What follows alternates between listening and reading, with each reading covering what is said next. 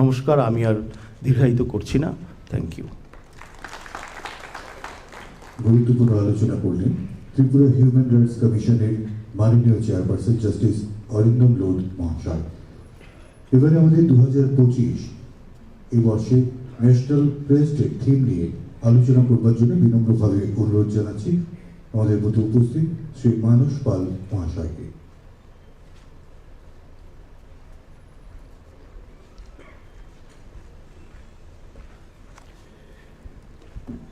শুভ সন্ধ্যা। উপস্থিত রাজ্যের মাননীয় মুখ্যমন্ত্রী প্রফেসর ডক্টর মানিক সাহা মহোদয়, উপস্থিত retired high court justice, Tripura human rights কমিশনের চেয়ারপারসন জাস্টিস অরিন্দম লোধ মহোদয়, উপস্থিত ডক্টর পি.কে. চক্রবর্তী, সম্মানিত সেক্রেটারি আইসিআই ডিপার্টমেন্ট, উপস্থিত এডিটর সানিদ দেবরায় আমার অগ্রজ, উপস্থিত ডিরেক্টর আইসিএ বিম্বিসার ভট্টাচার্য মহোদয়, উপস্থিত আমার বন্ধু প্রেসিডেন্ট আজকের প্রোগ্রামের প্রণব সরকার মহোদয়। আজকে আমাকে বলতে বলা হয়েছে যে সাবজেক্টটা সেটা হলো safeguarding press credibility amidst rising misinformation. তো এই যে রাইজিং মিস ইনফরমেশন, এটা কি হচ্ছে, মানে সমস্ত পৃথিবী জুড়েই মানে ইজ দ্য ইনফরমেশন ব্লাস্ট চলছে এখন।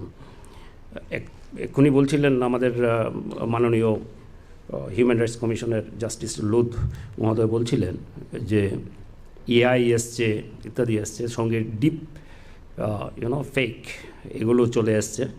আপনারা ফেসবুক খুললেই দেখবেন মাঝে মধ্যেই আমাদের ইউনিয়ন ফাইন্যান্স মিনিস্টার সীতারামনের নাম দিয়ে কিছু কিছু ক্রিপ্টোকারেন্সি এগুলির বলা হয়, সচিন তেন্ডুলকরের নামে হচ্ছে, এগুলি হয়।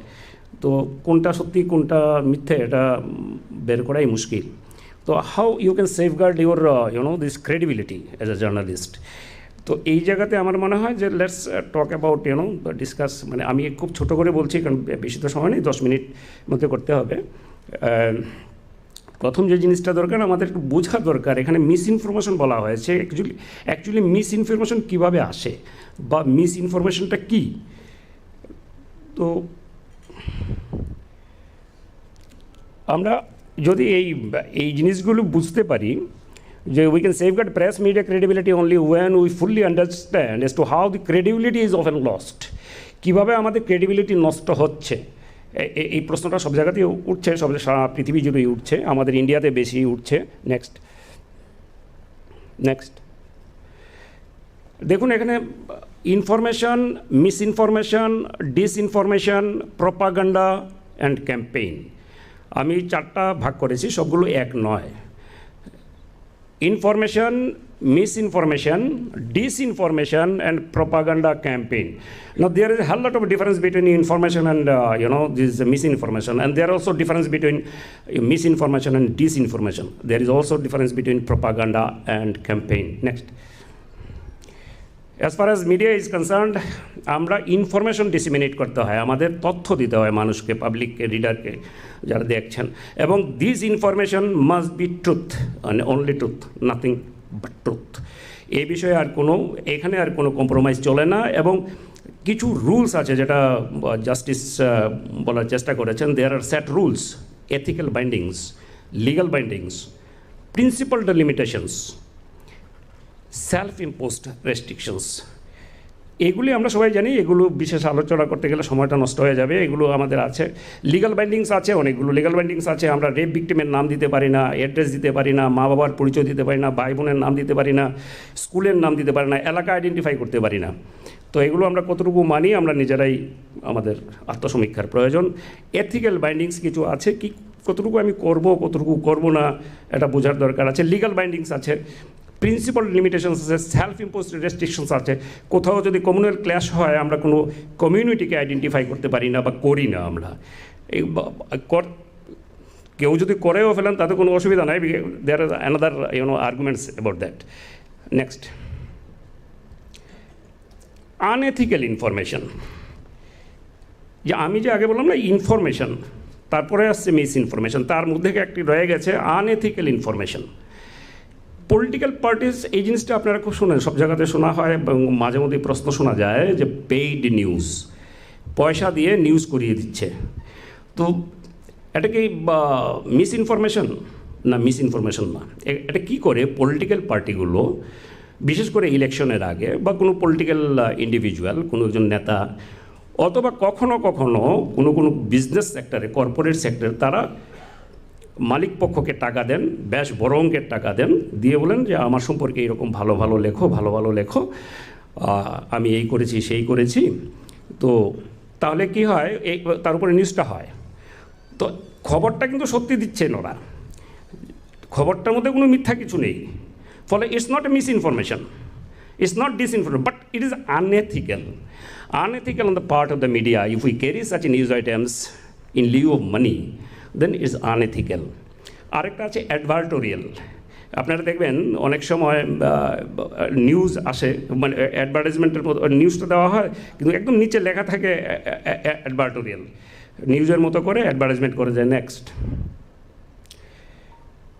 এইবার মিস ইনফরমেশনটা বোঝার চেষ্টা, এই প্রশ্নটা হচ্ছে এখানে টাইটেল আছে মিস ইনফরমেশন, কিন্তু মিস ইনফরমেশন মানেই কি খারাপ?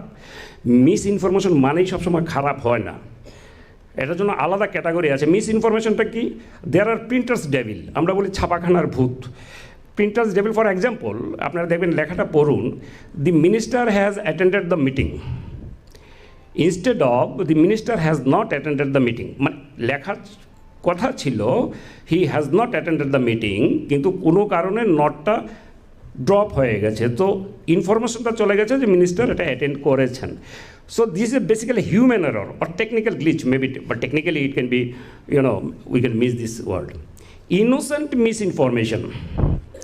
This unintentional misinformation, আমরা অনেক সময় ভুল করে মিসইনফরমেশন দিয়ে দিই, lack of knowledge, absence of proper and adequate source.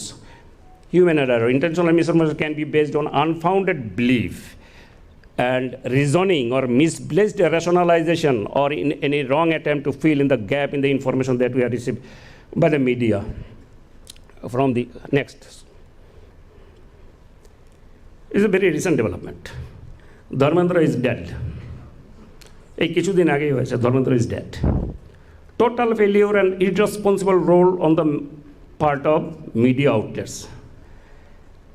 এটা মিসইনফরমেশন, কিন্তু ইটস ইররেসপন্সিবল, এটাতে কারোর ক্ষতি তো হচ্ছে না, কিন্তু আমরা এত সিরিয়াসলি ইররেসপন্সিবল। তারপর দেখুন এই অপারেশন সিন্দুরের সময় আপনারা সবাই দেখেছেন, India bombed Karachi, India forces centre Lahore, etcetera.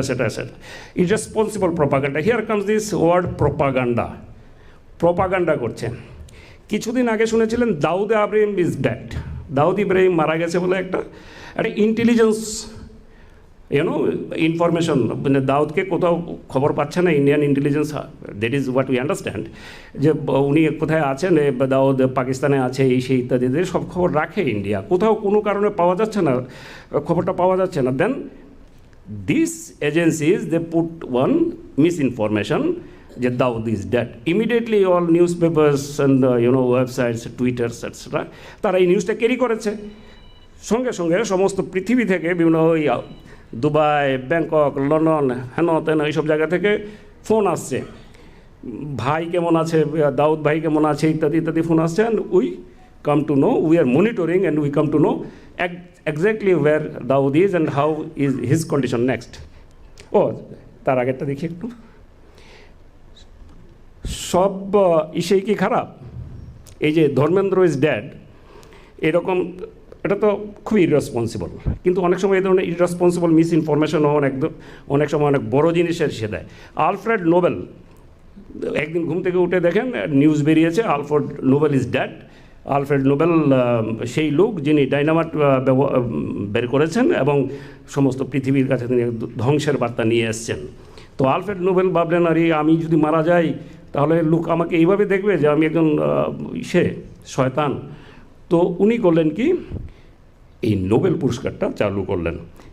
Had not been there any misinformation that Alfred Nobel is dead, perhaps we would have not got this Nobel prize. So misinformation can also give you something big, like এই যে আমরা ধরে নিয়ে অনেক সময় news করি, কোথাও একটি মেয়ে মারা গেছে, খুন হয়েছে, খুন করেছে কতটি ছেলে, আমরা ধরে নিয়েছি এই মেয়েটি যখন খুন হয়েছে তো শি ওয়াজ অলসো রেপড। আমরা একবারও চিন্তা করি না যে অলরেডি যে বিরিভড ফ্যামিলি, তাদের মধ্যে এই যে রেপ শব্দটা লাগিয়ে দেওয়ায় তাদের যে পেইনস অ্যান্ড অ্যাগোনিজ, এটার মধ্যে আমি আরও কতটুকু অ্যাড করলাম। So we should be very careful even in the small part.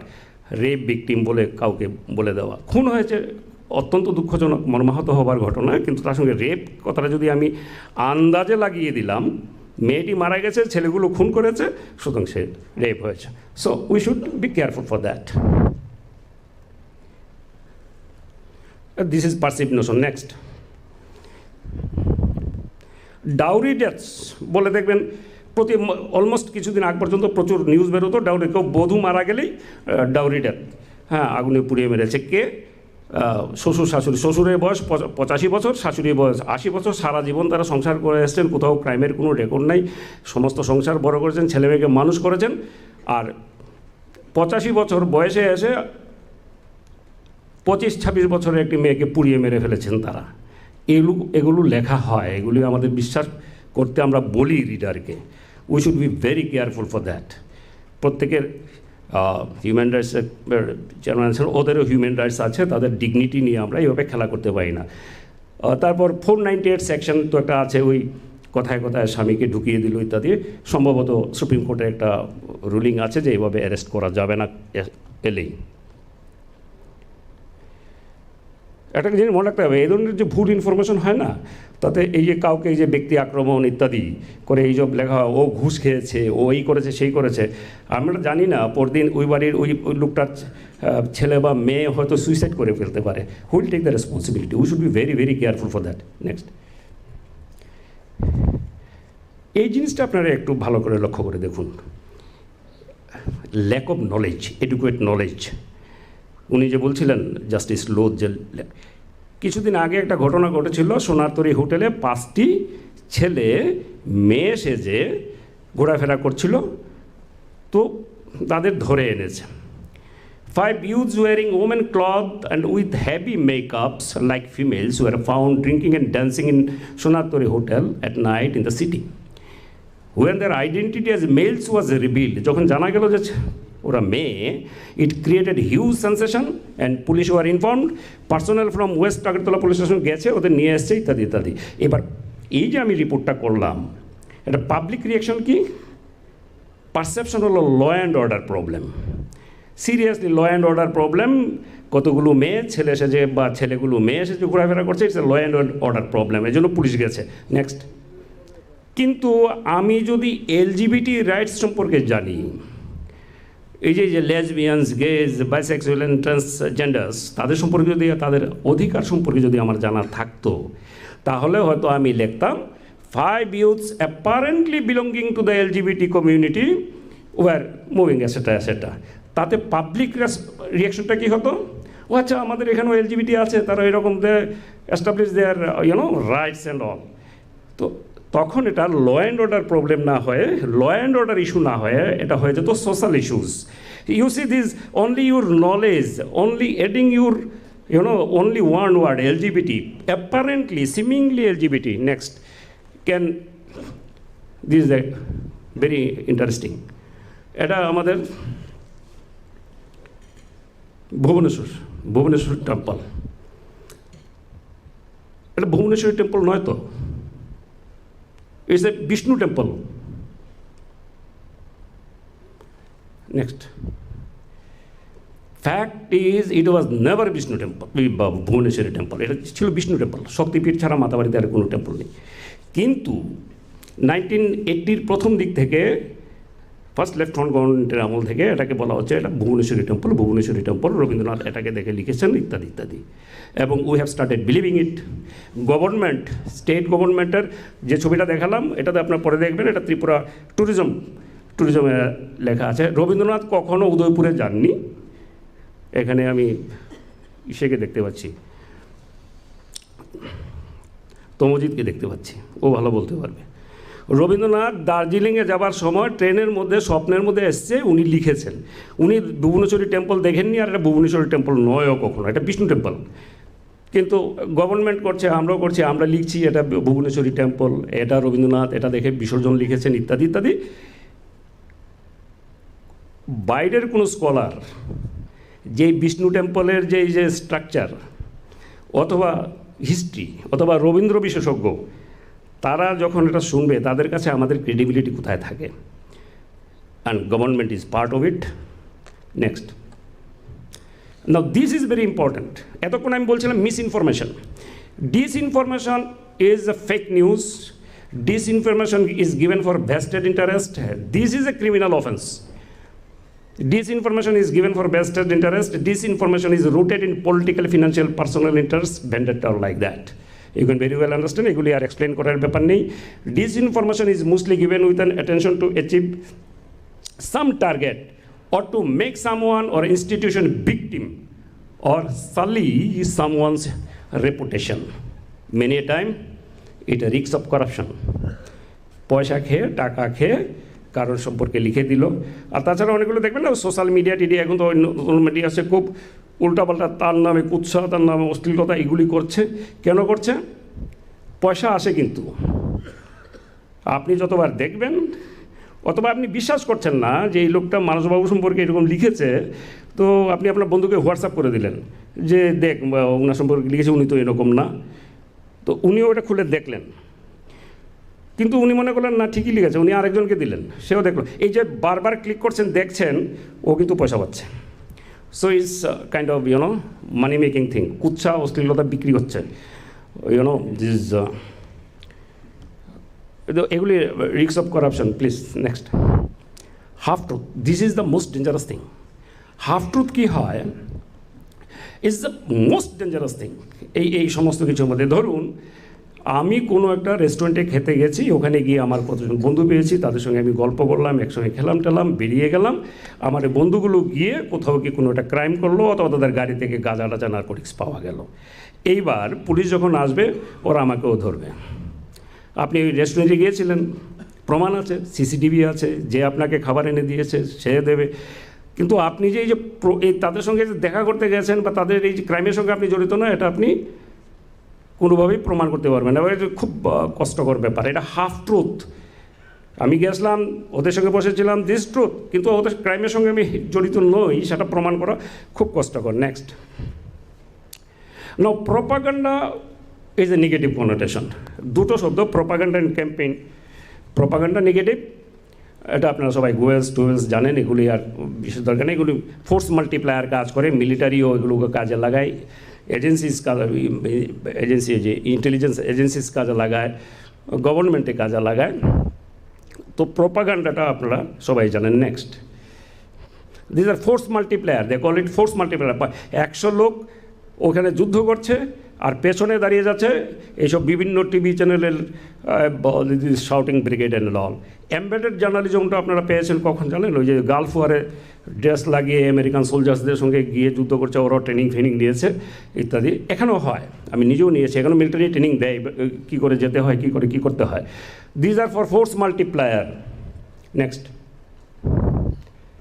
কোনো সময় টেরোরিস্টরা খবর লিক করে দেয়, টেরোরিস্টরা ইনফরমেশন দেয়, কারণ তাদের কোনো বড় যদি কেউ লিডার ধরা পড়ে, তার সঙ্গে সঙ্গে এই ইনফরমেশনটা দিয়ে দেয় প্রেসকে, এই কারণ যাতে তাকে ওই লিডারটাকে নিয়ে ওরা এক্সট্রা জুডিশিয়াল কিলিং যেগুলো করে, ফেক এনকাউন্টার করে যাতে মেরে না দেয়।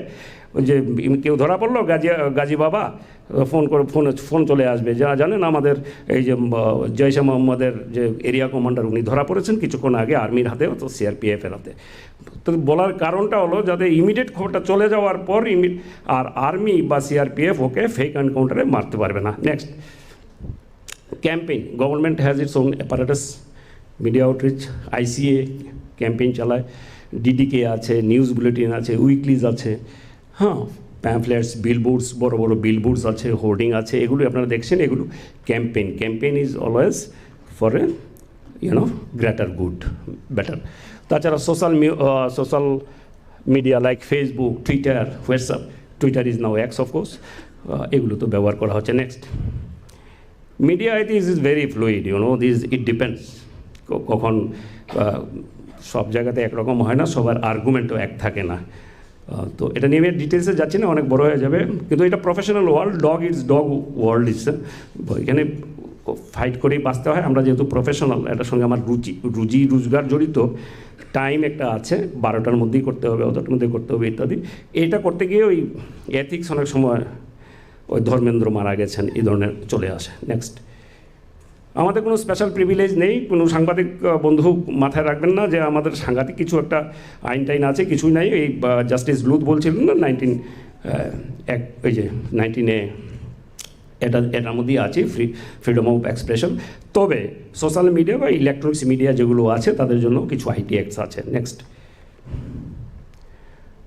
তবে আমরা কিছু লিবার্টি পাই, এদিক সেদিক যেতে পারি, এগুলো যেতে পারি, খবর আনতে হয়। আমি যদি মিলিটেন্ট হাইড আউটে গিয়ে যদি ইন্টারভিউ নিয়ে আসি, পুলিশ আমাকে ধরতে পারবে না, ধরবেন না, কিন্তু একজন সাধারণ মানুষ যদি গিয়ে যায় এবং আসে, তাকে কোলাবোরেটর করে ধরে নেবে।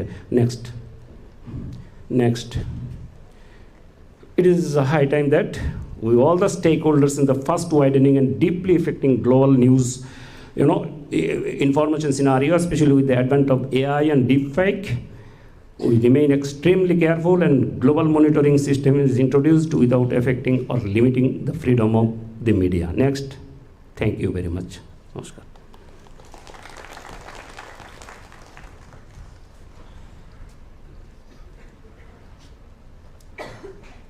সম্মানিত সুধী, 2025-এর ন্যাশনাল প্রেস ডে থিম নিয়ে আলোচনা করলেন শ্রী মানুষ পাল মহাশয়। এবারে বক্তব্য রাখবার জন্য বিনম্রভাবে অনুরোধ জানাচ্ছি আমাদের মধ্যে উপস্থিত বরিষ্ঠ সম্পাদক শ্রী শানিক দেবরায় মহাশয়কে।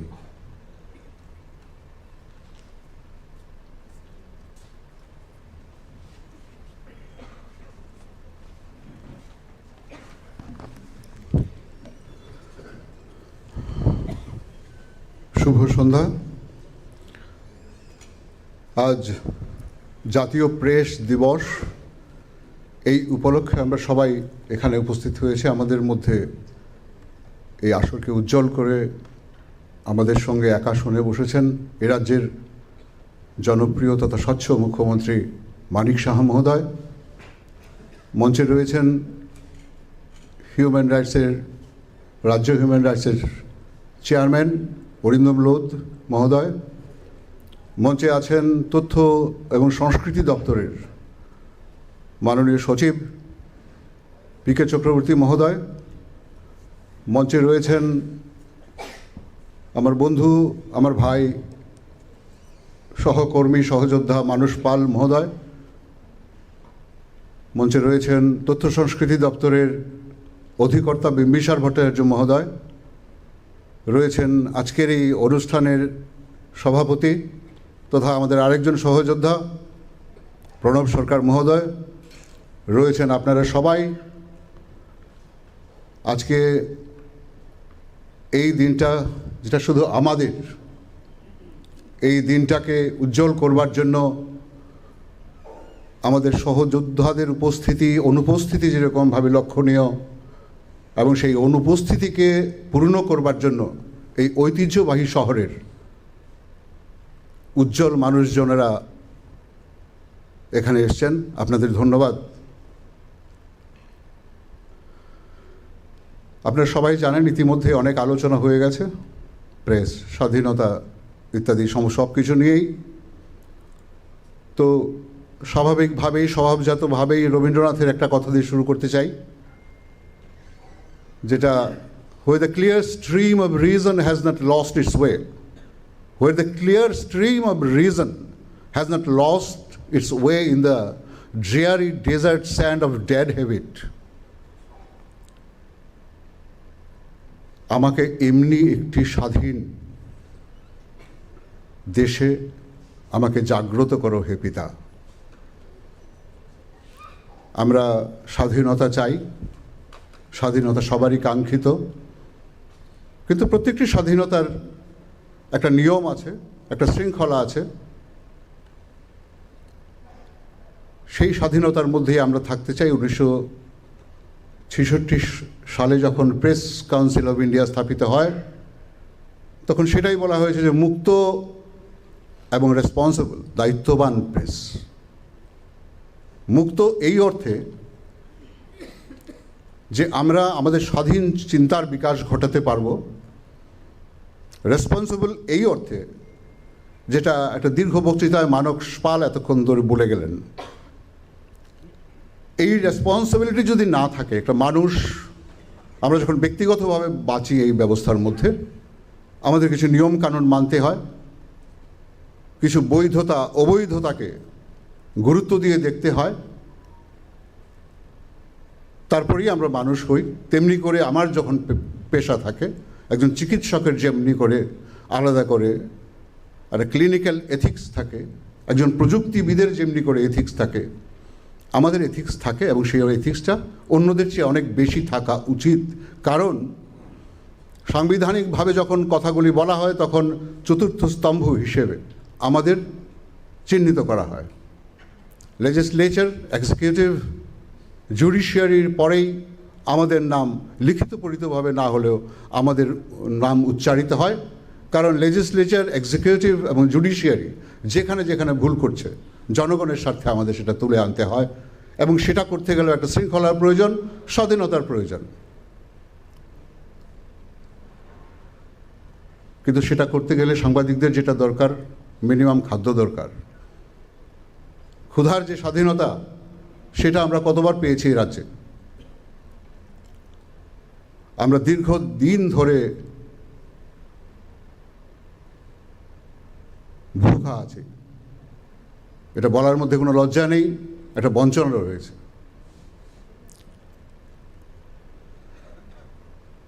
বাংলাদেশের এক কবি বলেছিলেন, ভাত দে হারামজাদা, নয় মানচিত্রটা চিবিয়ে খাবো। এটা বলার স্বাধীনতা ওর আছে, ওটা বলতে পেরেছিল, আমরা সেটাই বলার চেষ্টা করি। কিন্তু অদ্ভুত তো কাণ্ড ঘটাচ্ছে তো রাজনীতিবিদরা, সমস্ত কিছুকে উল্টে পাল্টে দিচ্ছে। আমার বন্ধু মানস পাল খুব সুন্দর করে বলেছে ডিসইনফরমেশনের কথা। Disinformation, an information which misleads, deliberate misinformation is disinformation. And disinformation কোথায় গিয়ে হিট করছে? পলিটিশিয়ানদের। আমাদের বিরুদ্ধে উঠে আসা কথা বিশ্বাস করছেন পলিটিশিয়ানরা, কারণ আমরা সত্য কথা বলছি, সত্যটাকে সামনে আনবার চেষ্টা করছি। তো এক্সিকিউটিভ ফাংশন চিরকাল এই কাজটা করে আসে, আমাদেরও ধরে দিতে হয়। যখন আমরা ধরে দিই, তারা প্রথম ইনিশিয়েটিভটা নিয়ে নেয় লেজিসলেচারকে, ওরা লেজিসলেচারকে কনভিন্স করবার চেষ্টা করে। বা লেজিসলেচার যখন কনভিন্সড হয়ে যায়, আমরা তখন অসহায় পড়ি, তখন আমাদের বিদ্রোহে নেমে আসতে হয় আমাদের। সেই বাবুরাম সাপুরের গল্পটা জানেন না? দুটো সাপ ধরে দাও, যে সাপ হাঁটে না তো ছোটে না, কাউকে সে কাটে না। ঠিক এমনি সাপ চাই, কিন্তু সাপ চাই, কিন্তু এমনি সাপ চাই যে সাপ ছোবল দেবে না। রাজনীতিবিদরা এটা করছেন। তারপর আমাদের প্রেসকে বলছেন, আপনারা ওই জায়গায় থাকুন, বাবুরাম সাপুরের সেই দুটো সাপ হয়ে থাকতে হবে। সাপুন, নাম রাখুন সাপ, নাগরাজ নাম রাখুন, কোনো অসুবিধা নেই। আমরা দীর্ঘ সময় ধরে দেখলাম আমাদের দুই বন্ধু খুন হয়ে গেলেন এই রাজ্যে। যিনি মুখ্যমন্ত্রী ছিলেন, মাননীয় মুখ্যমন্ত্রী আছেন এই রাজ্যের, এখানে আমাদের সঙ্গে মঞ্চে, ওনাকে সাক্ষী রেখে, উপস্থিত সবাইকে সাক্ষী রেখেই বলছি, আমাদের দুই বন্ধুর বিচার তো আমরা আজ অবধি পেলাম না। স্বাধীনতা উনি বলবেন, উনি স্বাধীনতা শেখাবেন আমাদের। রিসেন্টলি উনি সমর্থন করছেন এমনি সোশ্যাল মিডিয়ার এমনি কিছু ক্লিপিংসকে, আমি অবাক হয়ে যাই।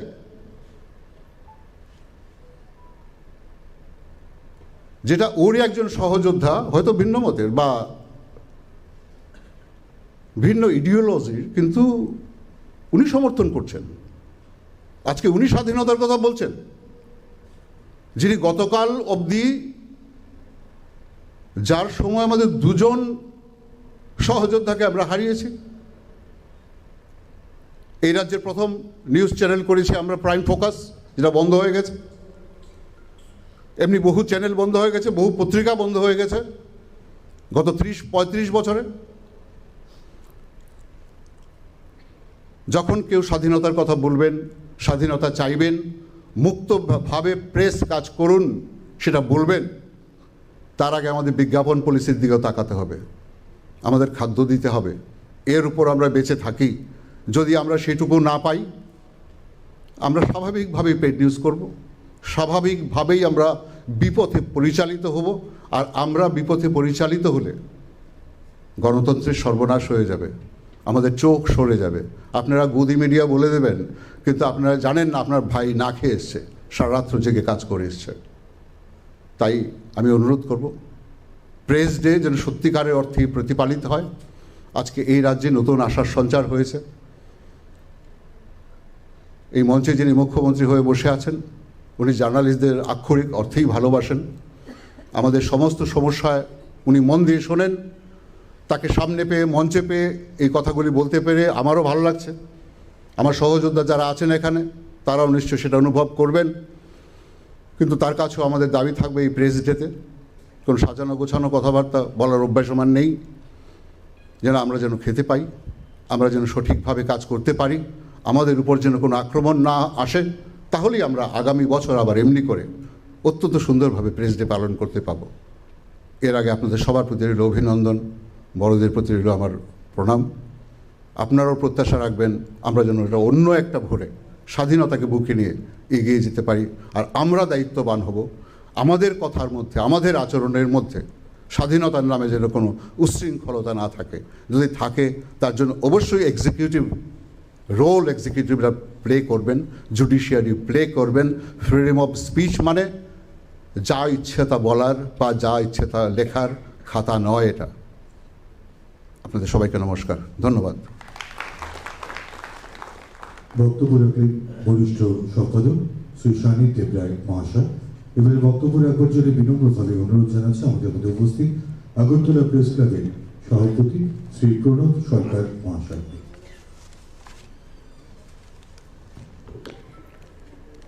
নমস্কার সবাইকে।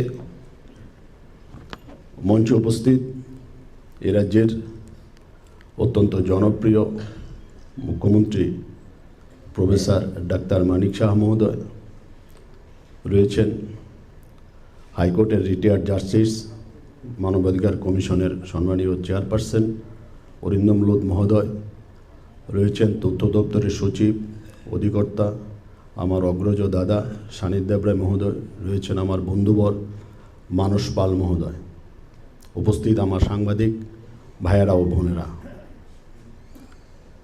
আজকে ন্যাশনাল প্রেস ডে, গোটা দেশেই আজকে দিনটি পালিত হচ্ছে।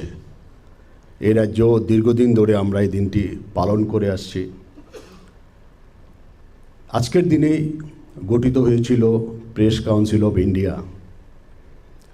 একটা প্রেস কাউন্সিল অফ ইন্ডিয়া যখন গঠিত হয়েছিল 1966-এ, তারপরের থেকে অনেক বিবর্তনের মধ্যে দিয়ে আজকে আমরা দাঁড়িয়ে আছি। আমরা একটা প্রজন্ম, যে প্রজন্মে আমরা মিডিয়ার সব বিবর্তনটা আমরা দেখতে পেয়েছি, চোখের সামনে হয়তো আমরা কাজ করেছি, দেখেছি।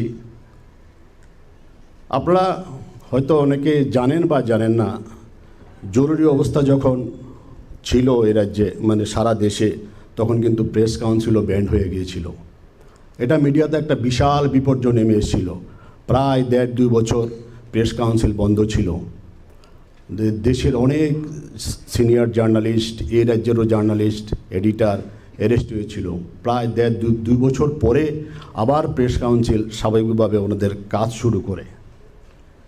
আমি প্রথমেই বিগত দিনে যে 2 জন সাংবাদিক মারা গেছেন, নিহত হয়েছেন, মেরে ফেলা হয়েছে, তাদের প্রতি আমি শ্রদ্ধা নিবেদন করছি এবং তাদের বিদেয়ী আত্মার সদ্গতি কামনা করছি। আমরা যদি মিডিয়ার যদি এই উপমহাদেশের চিত্র যদি আমরা দেখি, কোভিড অনেক কিছু আমাদের শিখিয়ে দিয়ে গেছে। দেখবেন একটা জিনিস, সোশ্যাল মিডিয়ার উত্থানটা সবচেয়ে বেশি স্পিড হয়েছে কোভিডের সময়।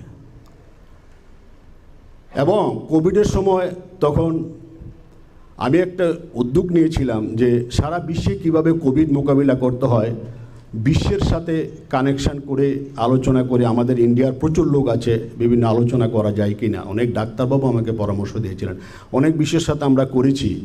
কিন্তু যখন আমি চীনে গেছিলাম, মানে চীনে যখন যোগাযোগের চেষ্টা করছি, তখন চীনে কাউকে আমরা করতে পারিনি। তখন আমি গুগল সার্চ করে করে বিভিন্নভাবে চীন নিয়ে পড়তে শুরু করলাম। দেখলাম চীনে যত মিডিয়া আছে সব সরকার নিয়ন্ত্রিত মিডিয়া, ওরা এরকমভাবে কিছু বলতে পারে না। একটা সময় চীনে দুর্ভিক্ষে অনেক লোক মারা গেছিল, এই খবর সরকার অনেক দিন পরে পেয়েছে, যেহেতু সরকারের বিরুদ্ধে নিউজ করা যাবে না। এ রাজ্যের এমন একজন মুখ্যমন্ত্রী আমরা পেয়েছি যিনি ডাক্তারি পেশার সাথে সাথে মিডিয়ার বিবর্তনটাও উনি দেখেছেন।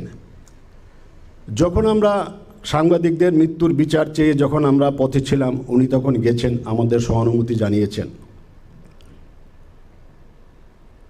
মিডিয়ার যে বিবর্তনের কিন্তু সুফলও আছে, কুফলও আছে। আমার বন্ধু খুব সুন্দরভাবে মানুষ বুঝিয়েছি, আমাদের অনেক কিছু জেনেছি আমরা।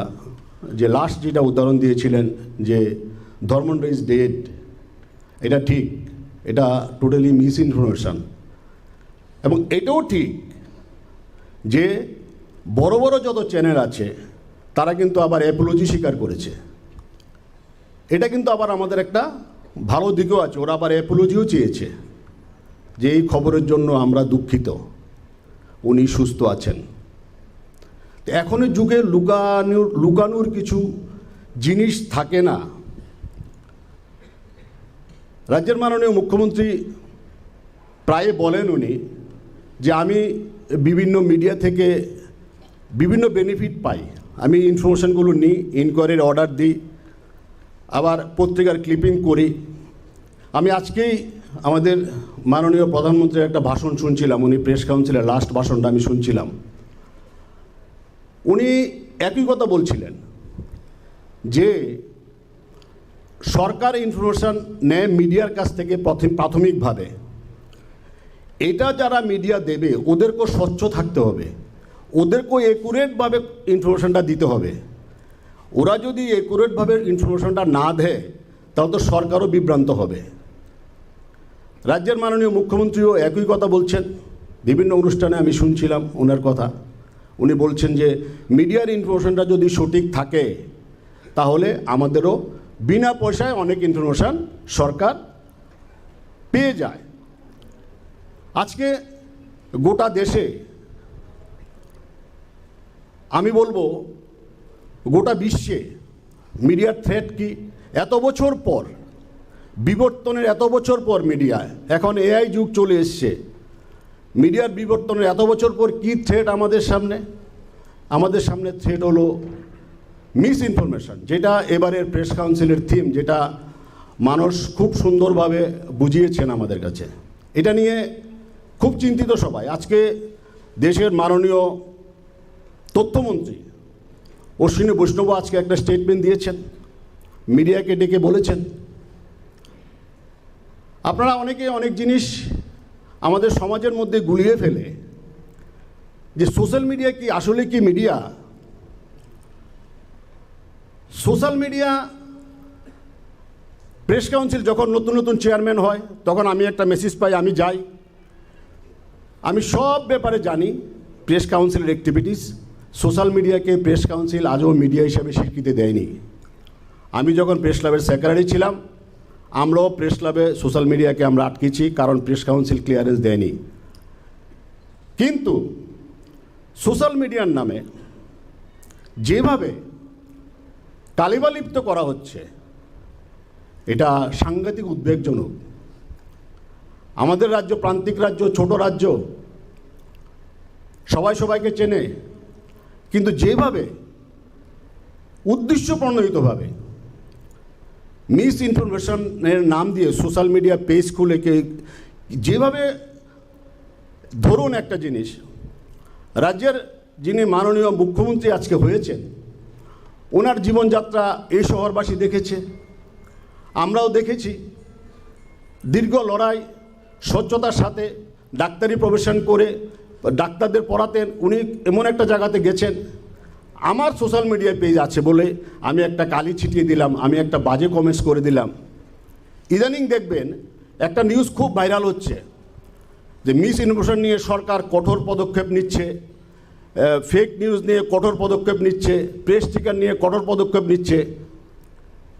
এই চিঠিটা কিন্তু আমি পশ্চিম ত্রিপুরা জেলা শাসককে দিয়েছিলাম বিভিন্ন তথ্যভিত্তিক। যখন আমি দেখছি অ্যাক্সেস হয়ে গেছে, তখন আমি বিভিন্ন তথ্যভিত্তিক একটা চিঠি দিয়েছিলাম, এই সেক্টরে এগুলো করা হচ্ছে। তখন মাননীয় জেলা শাসক একটা ইনকোয়ারির অর্ডার দিয়েছে, কড়া ব্যবস্থা নেওয়ার জন্য এসপিকে এবং আইজিপিকে উনি বলেছেন। আমি আজকে প্রেস ডে নিয়ে সবাই বিভিন্নভাবে আলোচনা করেছেন। আমি শুধু মুখ্যমন্ত্রীর কাছে এটাই আবেদন করব যে যেভাবে সোশ্যাল মিডিয়ার নামে একাংশ মিস ইনফরমেশন তৈরি করে, ফেক আইডি করে, ফেক নিউজ করে যেভাবে কালিমালিপ্ত করা হচ্ছে, এগুলো আগামী দিনে আরও বাড়তে থাকবে। যত যত বেশি করে ইলেকশন আসবে তত বেশি করে বাড়বে। আমরা বিহারে দেখেছি, কই এক্সিট পোল তো সোশ্যাল মিডিয়া করতে পারে না, একজন নেতার বক্তব্য তো সোশ্যাল মিডিয়া করতে পারে না, সব এগুলো তো সব টিভি চ্যানেলে করে, পত্রিকাতে করে। ওরা শুধু ছোট্ট একটা ক্লিপ নিয়ে কালিমালিপ্ত করার জন্য বসে থাকে। আমার বন্ধু মানস বলেছিলেন যে পেড নিউজের কথা বলেছিলেন যে কি করলে পেড নিউজ হয়। একটা সময় ছিল ত্রিপুরায় যে কেউ পেড নিউজের কথা শুনতো না, কিন্তু বিগত দিনে বিভিন্ন সময়ে আমি সবচেয়ে বেশি পেড নিউজ অভিযোগের ভিকটিম হয়েছিলাম। পেড নিউজ দেওয়া হয়েছে বলে, পেড নিউজ আমরা করছি বলে প্রেস কনফারেন্স দিনের পর দিন করা হতো। তখন আমি একটা প্রেস কাউন্সিলে একটা আরটিআই দিয়েছিলাম যে ত্রিপুরা থেকে কি পেড নিউজের কোনো অভিযোগ প্রেস কাউন্সিলে আছে? পেড নিউজের বিচার একমাত্র করতে পারে প্রেস কাউন্সিল অফ ইন্ডিয়া। ওরা অনেক দিন পরে আরটিআই রিপ্লাই দিয়েছে, না, ত্রিপুরা একমাত্র স্টেট যে স্টেটে কোনো পেড নিউজের অভিযোগ নেই। কিন্তু ভিকটিম আমাদের বিভিন্নভাবে করা হয়েছে। আমি আমার বক্তব্য আর বেশি দীর্ঘায়িত করছি না। আজকে যারা সম্মানিত হবেন, দুই সাংবাদিক যারা সম্মানিত হবেন, প্রাণময় সাহা, অনুপম ভট্টাচার্য, অত্যন্ত দক্ষ সাংবাদিক, এই রাজ্যের গ্রামে থেকে সাংবাদিকতা করেন, অত্যন্ত সততার সাথে সাংবাদিকতা করেন। রাজ্যের মাননীয় মুখ্যমন্ত্রী সর্বশেষ প্রেস ক্লাবের অনুষ্ঠানে গিয়ে বলছিলেন যে এটা কেন ত্রিপুরা প্রেস ক্লাব হবে না, কেন এটা শুধু আগরতলার মধ্যে কনফাইন থাকবে। উনি সারা রাজ্যে সাংবাদিকদের জন্য ভাবেন। আজকে যারা পেয়েছেন, আমরা আগরতলার বাইরে পেয়েছেন, একজন অমরপুর, একজন কৈলাসহর থেকে পেয়েছেন। আমি তাদেরকে আগরতলা প্রেস ক্লাবের পক্ষ থেকে অনেক অনেক ধন্যবাদ, অভিনন্দন জ্ঞাপন করছি। এবং আজকে প্রেস ডেতে আগরতলা প্রেস ক্লাবের সভাপতি হিসাবে এবং প্রেস ক্লাব অফ ইন্ডিয়ার ন্যাশনাল প্রেস ক্লাবের একজন সদস্য হিসাবে রাজ্যের মাননীয় মুখ্যমন্ত্রীকে শুভেচ্ছা জানাই, অভিনন্দন জানাই। উনি একজন সাংবাদিক বান্ধব সত্যিকারের। আমরা ওনার কাছে সুখ দুঃখ শেয়ার করতে পারি, কথা বলতে পারি, অভিযোগ জানাতে পারি। আমি বলবো আগামী দিনে যেসব বক্তারা সব বলেছেন সবগুলো বিবেচনা করে রাজ্যের মিডিয়াকে আরও কীভাবে স্বচ্ছভাবে রাখা যায়, টিকিয়ে রাখা যায়, এই বিষয়টা আমরা থেকেও রাজ্যের মাননীয় মুখ্যমন্ত্রী ভালো বোঝেন, কারণ তিনি খুব মাটি থেকে সব বিষয় দেখেছেন, গ্রাসরুট থেকেই দেখেছেন। তো আমি আজকে প্রেস ডেতে সবাইকে অনেক অনেক অভিনন্দন, শুভেচ্ছা জানিয়ে আমি আমার বক্তব্য শেষ করছি। নমস্কার, ধন্যবাদ সবাইকে। অনেক অনেক ধন্যবাদ আগরতলা প্রেস ক্লাবে মাননীয় সভাপতি শ্রী প্রণব সরকার মহাশয়কে। সম্মানিত সুধীজন, আমাদের আজকের এই ন্যাশনাল প্রেস ডে অনুষ্ঠানে আমাদের রাজ্যের দুজন বরিষ্ঠ সাংবাদিককে সংবর্ধনা জ্ঞাপন করা হবে। আমরা প্রথমে মঞ্চে ডেকে নেব শ্রী প্রাণময় সাহাকে। মঞ্চে আসবার জন্য বিনম্রভাবে অনুরোধ জানাচ্ছি শ্রী প্রাণময় সাহা। সুদীর্ঘকাল একেবারে সৎ, নিষ্ঠাবান,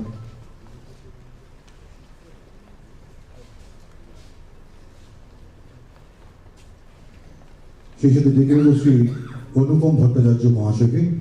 দুজন সাংবাদিক আজকের এই মঞ্চে সংবর্ধিত হবে, তাদের দুজনকে আমরা মঞ্চে চলে আসতে আহ্বান জানাচ্ছি।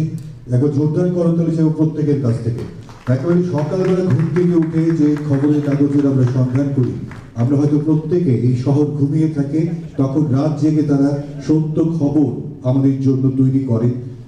সৎ, নির্ভীক এবং সাহসিকতার পরিচয় নিয়ে সুদীর্ঘকাল ধরে সাংবাদিক পেশায় তারা নিযুক্ত ছিলেন। আজকের এই মঞ্চ থেকে তাদের দুজনকে অভিনন্দিত করা হচ্ছে, সংবর্ধিত করা হচ্ছে। প্রথমে আমরা সংবর্ধনা তুলে দিচ্ছি শ্রী প্রাণময় সাহা, তার হাতে। এগিয়ে আসতে অনুরোধ জানাবো শ্রী অনুপম ভট্টাচার্য মহাশয়কে। শ্রী অনুপম ভট্টাচার্য মহাশয় শাল চাদর, উত্তরীয়, সামান্য মিষ্টি এবং অর্থরাশি দিয়ে তাদের এই মঞ্চে সংবর্ধিত করা হচ্ছে এবং একটি স্মারকও তাদের হাতে তুলে দেওয়া হচ্ছে। স্মারকগুলিতে যেখানে লেখা রয়েছে ত্রিপুরা সরকার তথ্য ও সংস্কৃতি দপ্তর জাতীয় প্রেস দিবস 2025 উদযাপন অনুষ্ঠানে সাংবাদিক শ্রী প্রাণময় সাহা মহোদয়কে সংবর্ধনা জ্ঞাপন। আনন্দ প্রাণীশু রাজ্যে সংবাদপত্রের বিকাশ ও সাংবাদিকতার ক্ষেত্রে আপনার অনন্য সাধারণ অবদান নিঃসন্দেহে আগামী প্রজন্মকে নতুন পথে দিশা দেখাবে। বস্তুনিষ্ঠ সংবাদ পরিবেশনা, ক্ষুরধার লেখনী, গঠনমূলক পর্যালোচনা, সামাজিক স্পন্দনকে মানুষের কাছে তুলে ধরার কাজে আপনি একজন নিরলস সমাজ সচেতন ব্যক্তিত্ব। রাজ্যের সংবাদপত্র জগৎকে উন্নত লক্ষ্যে এগিয়ে নিয়ে যাওয়ার ক্ষেত্রে আপনার নির্ভীক সময় উপযোগী দায়িত্ব পালন আগামী দিনে এই রাজ্যে শুধু নয়, রাজ্যের বাইরেও পরিব্যাপ্ত হোক। এবারে জাতীয় প্রেস দিবস উপলক্ষে আপনার মতো একজন বরিষ্ঠ, নির্ভীক, নিষ্ঠাবান সাংবাদিককে সম্মান জানাতে পেরে আমরা অত্যন্ত গর্ববোধ করছি। আপনার সুস্থ ও দীর্ঘ কর্মময় জীবন আমাদের কাম্য। আপনাকে আমাদের সশ্রদ্ধ অভিনন্দন। Doctor PK. চক্রবর্তী, সচিব, ত্রিপুরা সরকার, 16 নভেম্বর 2025। অনেক অনেক ধন্যবাদ প্রত্যেককে। আরো একবার জোরদার করতালি চাইব তাদের দুজনের জন্য। আমরা চাইব এমনি করে যারা সাংবাদিকতার পেশায় নিযুক্ত রয়েছেন তারা আমাদের রাজ্যকে দেশের এবং বিদেশের মানচিত্রে তুলে ধরুন এমনিভাবে। এবারে বক্তব্য রাখবার জন্য বিনম্রভাবে অনুরোধ জানাবো আমাদের আজকের অনুষ্ঠানের প্রধান অতিথি তথা মাননীয় উদ্বোধক রাজ্যের মাননীয় মুখ্যমন্ত্রী প্রফেসর ডাক্তার মানিক সাহা মহাশয়কে।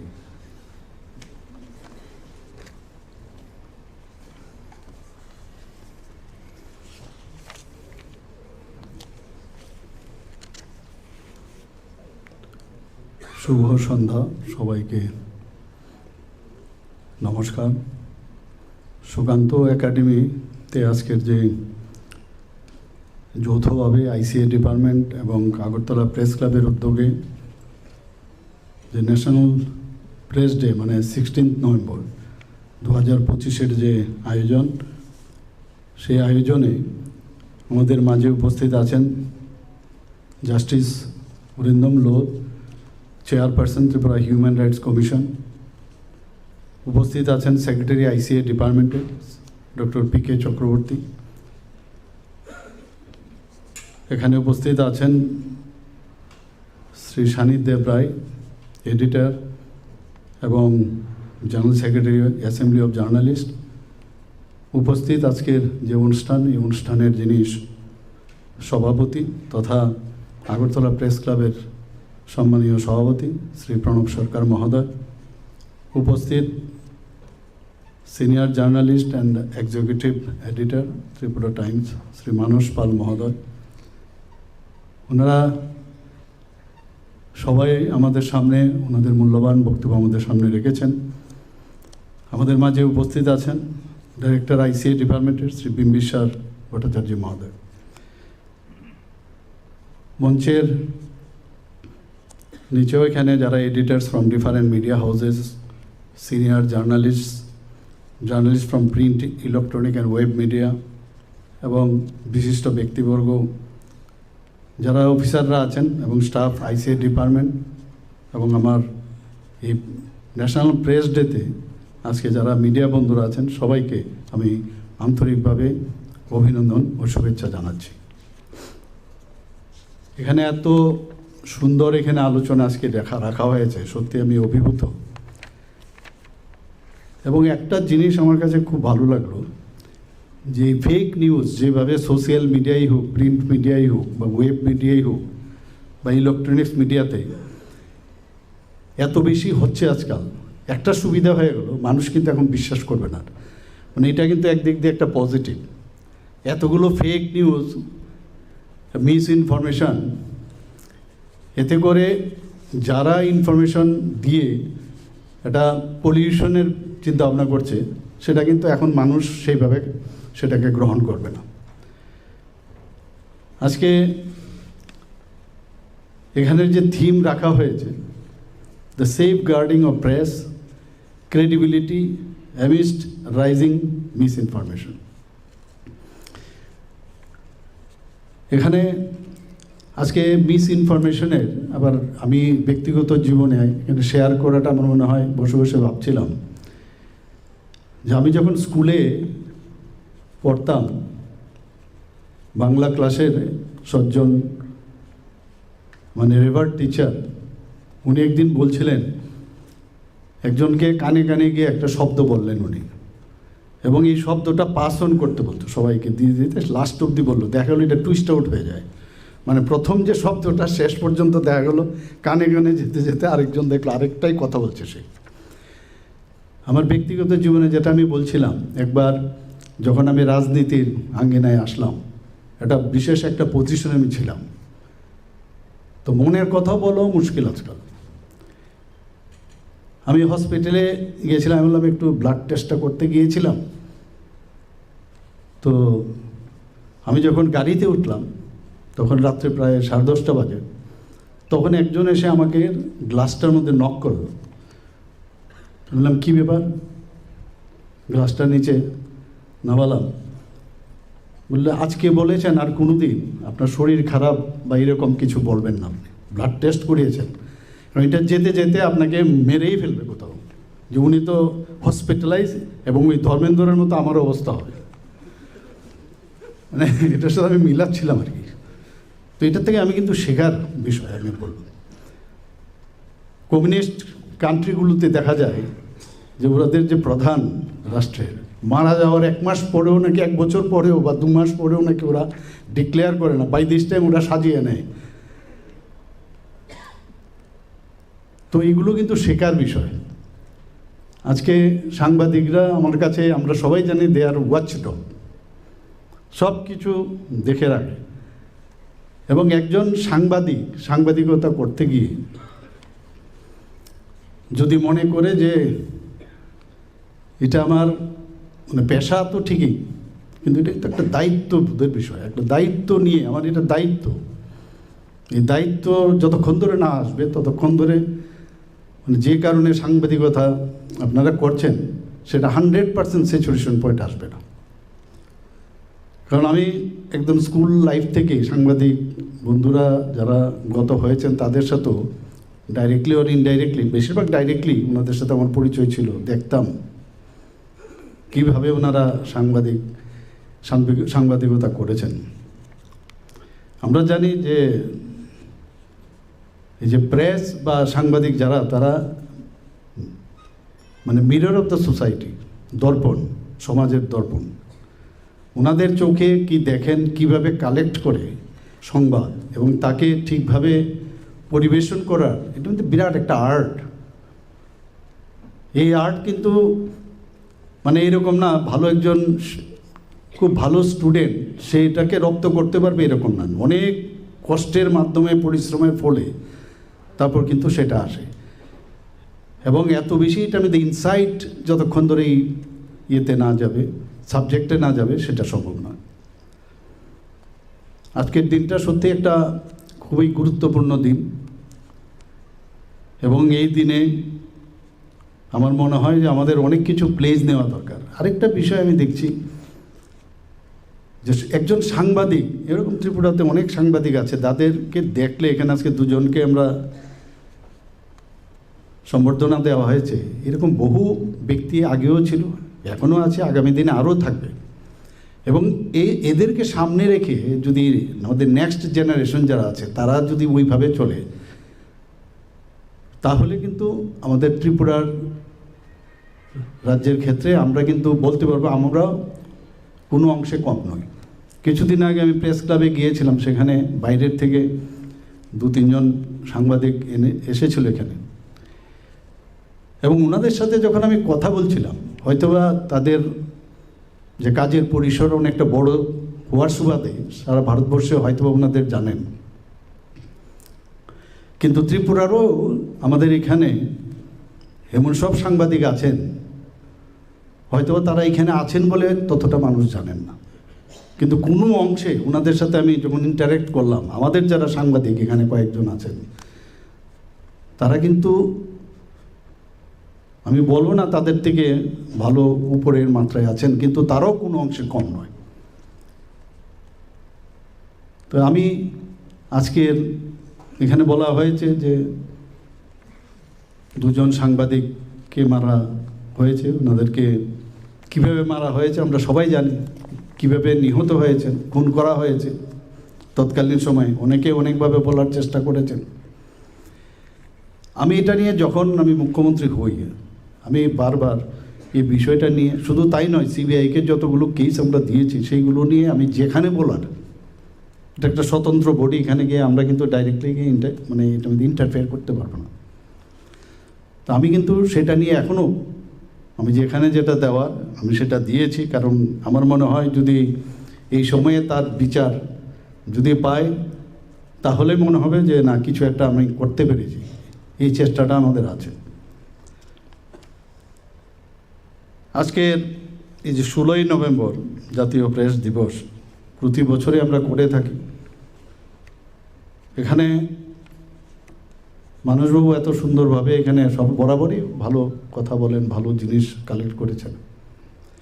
তো এর থেকে আজকের যারা এখানে সাংবাদিক বন্ধুরা আছেন অনেক কিছুই শিখবেন, জানবেন, এবং এই ধরনের যে আমার মনে হয় এর উপরে সেমিনার অন্ততপক্ষে ক্লাস করা প্রয়োজন, বিভিন্ন বিষয় নিয়ে, টপিকস নিয়ে, অন্ততপক্ষে মান্থলি যদি করা যায় আরও বেটার হবে।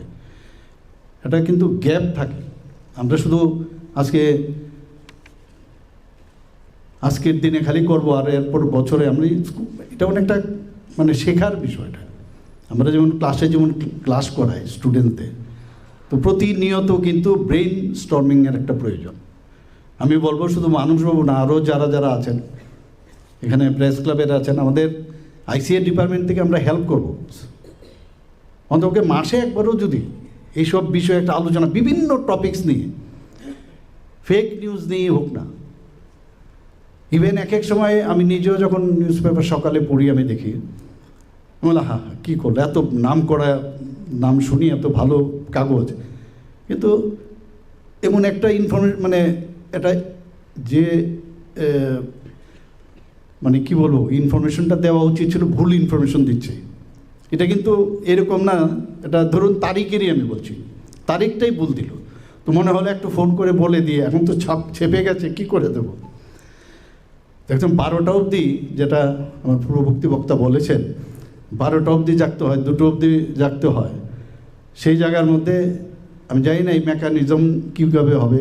এ নিয়ে অনেক কথা হয়েছে যে ভুল শব্দ যেন না হয়, ভুল সংবাদ অনেক সময় হিউম্যান এরর হিসাবে সেটা হয়। আমি আপনাদের যে সংবাদ যেগুলো পরিবেশিত হয়, আমি একটা নতুন, এখানে আমার মনে হয় না ভারতবর্ষের কোথাও এই জিনিসটা হয়।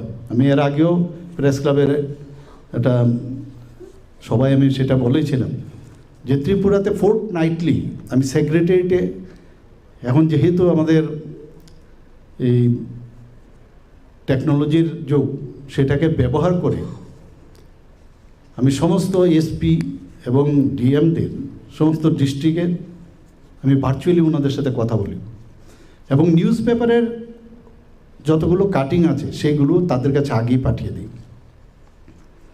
এবং পাঠানোর পর ওনারা রেডি থাকেন। প্রথম একটু অসুবিধা হয়েছিল, কিন্তু এখন অনেকটা সুবিধা হয়েছে।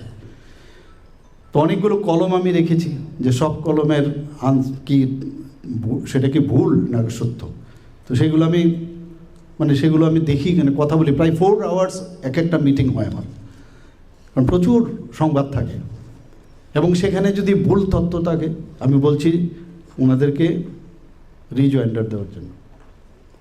যদি দেখা যায় যে ওনারা এবং যেই জায়গায় খবরটা ছেপেছে সেখানে কিন্তু ছাপতে হবে, এবং দিয়েছে কি না সেটারও আপনারা ইনফরমেশন রাখবেন। তো এই যে একটা হেলদি একটা কম্পিটিশন, কত তুমি ঠিকভাবে তোমার নিউজ করবে আর কত আমরা বলবো না তোমার নিউজটা ঠিক। এখন দেখা গেছে যদি ধরা যায় 50% দেখা যায় ভুল, তো রিজয়েন্ডার দিয়েছে, তাহলে রিজয়েন্ডার পরিমাণটা যদি কম হয় তাহলে একটা দারুণ বিষয় হচ্ছে এখানে, সরকারের জন্য একটা সুবিধা হবে। আজকে এখানে যে ইনফরমেশনগুলো আসছে, কারণ সরকার ঠিকভাবে চলছে কি না, ঠিকভাবে কাজ করছে কি না, সবচেয়ে বড় যে বিষয় ডেমোক্রেসিকে মেনটেন করতে গেলে যে সবচেয়ে যে ইম্পর্ট্যান্ট যে রোল, যদিও আজকে চতুর্থ স্তম্ভ বলা হয়, আমার পূর্ববর্তী বক্তা বলেছেন, এটা কিন্তু ডিক্লেয়ার্ড না, তারপর একটা বিরাট রোল জুডিশিয়ারি এবং আমাদের এই প্রেস মিডিয়া, তারা যদি সরকার ঠিকভাবে কাজ করছে কিনা তার উপর যদি এই যে ওয়াচ ডগের বিষয়টা, তাহলে মানুষের হয়ে আপনারা কিন্তু সেই কাজটা করছেন। আমার মনে হয় যে এই বিষয়গুলো নিয়ে আমাদের আলোচনা করা প্রয়োজন। আজকে যে এক্সিকিউটিভ, লেজিসলেটিভ, জুডিশিয়ারি এবং প্রেস, একটু আগে আমার পূর্ববর্তী বক্তা বলেছেন এই বিষয়টা, সানিদবাবু বলেছেন, এবং এখানে সাংবাদিকদের কিন্তু রাজনৈতিক, সামাজিক এবং সাংস্কৃতিক যে বিন্যাস, এভাবে যদি আমরা চিন্তা করি, সেটাকে কিন্তু একসাথে রাখে, তাকে সুসংহত রাখাটাও কিন্তু আপনাদের কাজ। এবং এই ধরনের একটা আমরা চাইছি যে ত্রিপুরা রাজ্যে এই ধরনের একটা ব্যবস্থা হোক। আমরা কারোর উপর চাপিয়ে দিতে চাইছি না, আমার খুব করে প্রপাগান্ডা করো সেটাও চাইছি না। এবং এখানে নৈতিকতার কথা আমাদের জাস্টিস অরিন্দম লুথ বলেছেন এখানে, যে নৈতিকতা এখন যা দেখছি এখানে, যে আরেকটা যে বিষয় সেটা হচ্ছে ইয়েলো জার্নালিজম। ইয়েলো জার্নালিজমের কিন্তু আরেকটা মজা, আনন্দ, এমন সব খবর ছাপো যাতে করে আমার বেশি বিক্রি হয় আমার নিউজ পেপারে, এটা স্পাইস লেগে থাকলো। আর স্পাইসিটা অনেকে পড়তেও খুব ভালো লাগে, কিন্তু আলটিমেটলি কিন্তু এটা একদিন না একদিন নিজের ঘাড়েও পড়বে, এটা বুঝে না অনেকে। এই যে ইয়েলো যে জার্নালিজম, আমার মনে হয় এটা এতে করেও কিন্তু আমরা যে কারণে প্রেসের যারা সাংবাদিক বন্ধুরা যে কারণে এই পেশার সাথে যুক্ত হয়েছেন তার থেকে একটু ডেভিয়েট হচ্ছে। আমি আশা করব এই বিষয়গুলো নিয়েও আপনারা যদি এক একটা টপিকস ধরে ধরে আপনারা আলোচনা করুন না, এটাকে নিয়ে আপনি সেমিনার করুন, কার কাছে কত তথ্য আছে বিষয় নিয়ে এখানে আলোচনা করুন। দেখবেন আপনাদেরও কিন্তু দায়িত্ব, যে আমি আজকে আত্মসমালোচনার কথা বলছেন আপনারা, কিন্তু একদিন করলে হবে না, বছরে একদিন করলে হবে না, এটা আপনার যদি প্রতিনিয়ত একটা স্কুল অফ প্রেস যদি আপনারা করেন, আগামী দিনে একটা হেলদি সাংবাদিকতার যে একটা অবস্থা সেটা এখানে চলে আসবে। মিথ্যা সংবাদ, এখানে বলা হয়েছে অর্ধসত্য প্রচার, নির্বাচনের সময় বিভাজনমূলক কৌশল, অনলাইন হেট স্পিচ, এই যে প্রবণতা আজকে যে একটা শুরু হয়েছে সোশ্যাল মিডিয়াতে সাংবাদিকদের জন্য, সত্যিকারের অর্থে যারা সাংবাদিক তাদের কাছে একটা চ্যালেঞ্জ হয়ে গেছে এখন, কীভাবে সত্যনিষ্ঠ সংবাদ পরিবেশন করবেন এবং যে একটা এনভায়রনমেন্ট তৈরি করা তাদের জন্য এখন একটা বিরাট চ্যালেঞ্জ। এখানে যেটা বলা হয়েছে যে সংবিধানের 119(1)(a) মত প্রকাশ ও বাক স্বাধীনতার, যদি আমরা বলি, মিডিয়ার প্রাণশক্তি, এবং এটাকে মৌলিক অধিকার হিসাবে কিন্তু এখন স্বীকৃতি দেয়। এখানে জাস্টিস অরিন্দম লোধ বলেছেন যে ফ্রিডম অফ প্রেস কিন্তু লেখা নেই কোথাও, কিন্তু ফ্রিডম অফ প্রেস নেই, কিন্তু সংবিধান নেই ঠিকই, কিন্তু সুপ্রিম কোর্ট বারবার বিভিন্ন সময় ব্যাখ্যা করে বলেছেন যে এর মধ্যেই কিন্তু আপনার যে ফ্রিডম অফ প্রেসের কথাটাও কিন্তু এখানে অন্তর্নিহিত আছে, কাজে এর মধ্যে আপনাকে চলতে হবে। যেটা একটু আগে বলেছেন যে বিশেষ যেরকম যারা প্রেস কিন্তু অনেক জায়গায় যেতে পারে, একটু আগে বললেন যে টেররিস্টদের যে আখড়া আছে সেখানেও যেতে পারে, কোনো জায়গায় যেখানে সাধারণ মানুষ যেতে পারে না সেখানেও আপনাদের কিন্তু অবাধ গতি, সেখান থেকে আপনারা সেটা কিন্তু কালেক্ট করতে পারেন, এবং এটা একটা স্বাধীনতা আমি মনে করবো, আপনাদের জন্য একটা বিরাট ফ্রিডম।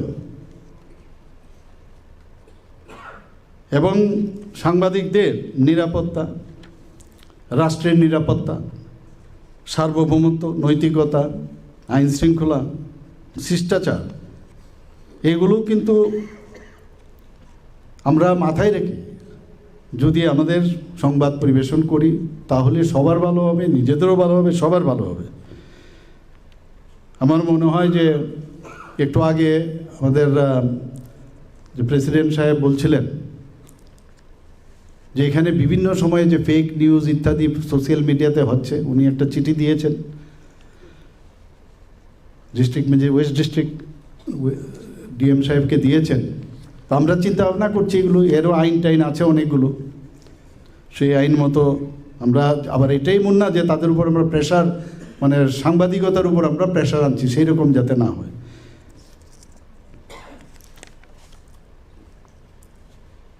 মিডিয়া এবং রাজনীতি এটা কিন্তু আমার মনে হয় একটা দ্বন্দ্বপূর্ণ ব্যবস্থা দুজনের মধ্যে।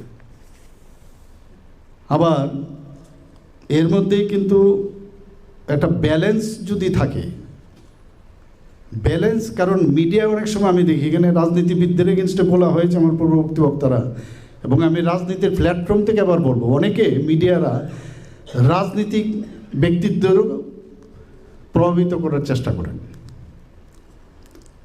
এটা দুটোই আছে কিন্তু মিডিয়ার থেকেও অনেক সময়, কারণ এটা বহুদিনের পুরনো, ত্রিপুরাতে বিশেষ নাম, সর্বভারতীয় স্তরে যারা রাজনীতিতে আছেন তাদেরকেও প্রভাবিত করার চেষ্টা করেন। আবার রাজনীতিবিদরাও চাই যে আমি আমার কথা অনুসারে যে আমার নিউজটা হোক, এবং তাদের কাছে সেইভাবে কিন্তু চেষ্টা করি। এই যে একটা ব্যালেন্স, এই ব্যালেন্সের মধ্যে আমাদের কিন্তু সারা জীবন এখনও আছে, আমরা আগামী দিনও আমরা থাকবো। ব্যালেন্সটা যেন প্রপার হয়, আদারওয়াইজ বাইসাইকেলের মতো হবে। বাইসাইকেলে যেমন ব্যালেন্স ছাড়া আপনি বাঁ দিকে পড়ে যাবেন, আদারওয়াইজ বা ডান দিকে পড়ে যাবেন। যেই ব্যালেন্স মেনটেন করে যদি আমরা সামনের দিকে এগিয়ে যাই, এটাকে বলে সূক্ষ্ম ভারসাম্য, সেটা আমাদের সবাই মিলে আমাদের করতে হবে। এখানে আজকে Facebook, WhatsApp, YouTube, TikTok, Instagram থেকে আরম্ভ করে সব জায়গায় একটা গুজব রটানোর, আর বহু জায়গার মধ্যে আমি দেখি আজকে, আমি জানি না কী অবস্থা, সন্ধ্যের পর বা রাত্রে 10টার পরে দেখা যায় অনেকের ইচ্ছে হয় কিছু একটা লেখার, এবং কী অবস্থায় লেখা আই ডোন্ট নো, আপনারা বুঝতে পারছেন। এ তো এই লেখার পরে যে কি হয়, এতে করে কিন্তু সমস্যা। তো এটা একটা সামাজিক অবক্ষয় আমি বলব। আইন কানুন হচ্ছে এখন, এবং এইগুলোর সমাধান কিন্তু আপনারাই সবাই মিলে যদি আমরা এই সমাধান করি, তাহলে আমার মনে হয় মিডিয়ার যেটা বলা হয়েছে বহু পুরনো যারা এখানে মিডিয়ার সাথে যুক্ত ছিল, তাদের একটা নতুনভাবে আবার পুনর্জাগরণের ব্যবস্থা হতে পারে এখানে। আমাদের মিডিয়াতে যারা যুক্ত হয়েছে, আমি বলবো, আমি আমার বলন চলন কথাবার্তা যা আমি বলি, আমি আজকে যে কোনো অনুষ্ঠানে আমি যেটা বললাম সেটা না, আমার ব্যক্তিগত জীবনেও যেন সেটা হয়, আমার কার্যক্ষেত্রেও যেন সেটা হয়, তাহলে বিশ্বাসটা কিন্তু বাড়বে অনেক। সেটা আমি বলবো আপনাদের কাছে। আর আমরা এই সরকার মিডিয়া বান্ধব, আমি একটু আগে বলা হয়েছে, এবং সম্প্রতি যারা প্রবীণ বরিষ্ঠ সাংবাদিক তাদেরকে নিয়ে আমরা মিডিয়া উপদেষ্টা কমিটি গঠন করেছি। আমরা বিজ্ঞাপন, অ্যাক্রিডিটেশন, সাংবাদিক কল্যাণ সম্পর্কিত যেসব সাব কমিটি, সেগুলোও গঠন করা হয়েছে। ওনারা অনেকগুলো সাজেশনও আমাদের দিয়েছেন, এবং সেই প্রস্তাবগুলো আমরা ইতিমধ্যেই আমরা খুব শীঘ্রই সেগুলোকে বাস্তবায়িত করব। এর আগেও আমরা একটা প্রেস ক্লাবের মধ্যে আমরা একটা কর্মশালার আয়োজন প্রতি বছরই করে থাকি। এবার প্রায় 7 জন বিশিষ্ট সাংবাদিকরা দিল্লি, গুয়াহাটি এবং কলকাতা থেকে এসছেন। এবং আমি যেটা বলছিলাম যে এটা যেন ডে হিসাবে না হয়, আমি জানি না আপনারা, এটা তো অসুবিধা নেই যদি এই সেমিনার যদি আপনারা করতে পারেন। আমি আইসিআই ডিপার্টমেন্টের সেক্রেটারি মহোদয়কে বলবো যেটা সুন্দরভাবে মানে এই ধরনের যদি করা যায় তাহলে খুবই ভালো হবে। আমরা অনেক কিছু শিখলাম, আমরাও আসতে পারি, কোনো প্রবলেম নেই। মানসবাবুর মতো এবং সানিদবাবুর মতো এখানে এত ভালো জানা ব্যক্তিরা আছেন, তো আজকে অনেক কিছু শিখলাম আমরা। এবং আজকের এই মহতী অনুষ্ঠান ও প্রেস ডে উপলক্ষে আজকে সবাইকে আমি আন্তরিক অভিনন্দন, শুভেচ্ছা জানাচ্ছি।